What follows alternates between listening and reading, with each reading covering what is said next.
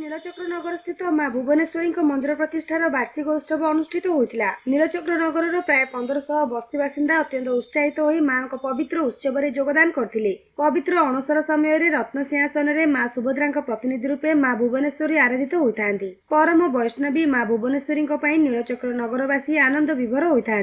प्रत्येक वर्ष मां जन्मोत्सव सहित आश्विन मासर षोल पूजा सहित संक्रांति पर्वमान तथा गणेश पूजा, सरस्वती पूजा, सावित्री व्रत आदि पर्वपर्वाणी मान उत्साह सहित पालन कर आज कार्य यज्ञ नाम संकीर्तन, पूजार्चना आदि विधि विधान में पालित हो जाइछि। कार्यक्रम में मुख्य पूजक देवाशीष दास, आचार्य बालकृष्ण दास, अन्य सहयोगी पूजक रूपे दिग्दर्शन मिश्र, दिलीप कुमार दास एवं मंदिर मुख्य परिचालक पूर्णचंद्र मिश्र, कर्ता और कर्ती रूपे रमाकांत षडंगी एवं अपर्णा षडंगी योगदान करथिले। नीलचक्र नगर सभापति अनामचरण साहू, उपसभापति गुरुचरण पट्टनायक, संपादक हिमांशु महांती, सह संपादक प्रमोद कुमार पट्टनायक, कोषाध्यक्ष शक्तिरंजन महांती सहित गंगाधर जेना, रवींद्रनाथ महांती, साहेब सिंह स्वाई, वीरेन्द्र महांती, गोपीनाथ शतपथी, सौभाग्य कुमार साहू, दाशरथी महापात्र, सुभाष चंद्र पट्टनायक, कान्हूचरण दास प्रमुख कार्यक्रम परिचालन में सहयोग प्रदान करथिले।